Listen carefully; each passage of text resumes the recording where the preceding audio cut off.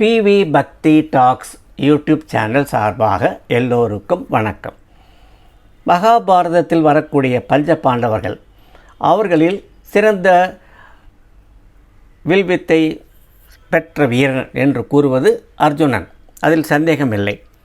அதே சமயம் அர்ஜுனன் அறிவாற்றலில் சிறந்தவனா என்பது ஒரு கேள்விக்குறி. இதற்கு இரண்டு நிகழ்ச்சிகளை நாம் இங்கே முன்னிறுத்துவோம். முதலாவது என்ன என்றால், குருக்ஷேத்திர போரில் 16வது நாள் கர்ணன் துரியோதனுடைய படைக்கு தலைவனாக ஏற்றுக்கொண்டு போர் புரிய வருகிறான். போர் புரிவதற்கு முன்னால் குந்தி தேவி கர்ணனிடம் ஒரு வரம் கேட்கிறாள்.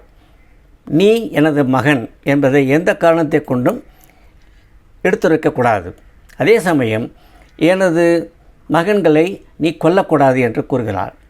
அதற்கு கர்ணன், எனது எதிரி அர்ஜுனன் தான், மற்ற தம்பிமார்களை நான் கொல்ல மாட்டேன் என்று வரம் தருகிறான். அதற்கேற்ப மற்ற தம்பிகளை அவன் தோற்கடித்தானே தவிர கொல்லவில்லை.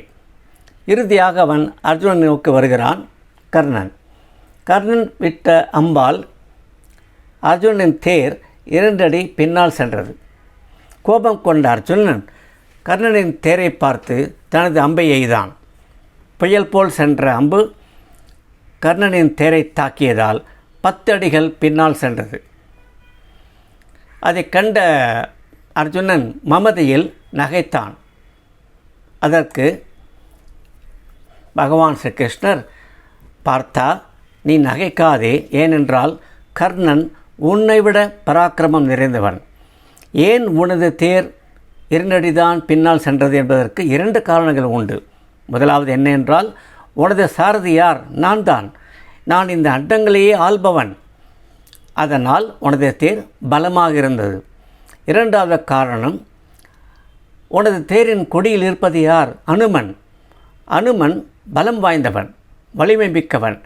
அவனது வலிமையால் உன் தேர் நகராமல் நின்றது என்பதை புரிந்து கொள் என்று கூறியவுடன் அர்ஜுனன் வெட்கி தலை குனிந்தான்.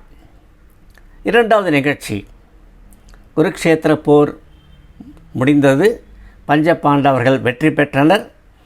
அர்ஜுனன் மகிழ்ச்சியால் கர்ணனை பார்த்து, கண்ணா, நீ எனது சாரதியாக இருப்பதால் நீ முதலில் தேரை விட்டு இறங்கு, பிறகு நான் இறங்குகிறேன் என்றான்.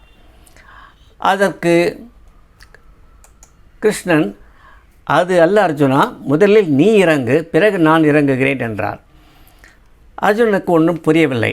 ஆனால் கண்ணன் எடுத்த கட்டளையை ஏற்றுக்கொண்டு முதலில் அர்ஜுனன் திரை விட்டு இறங்கினான்.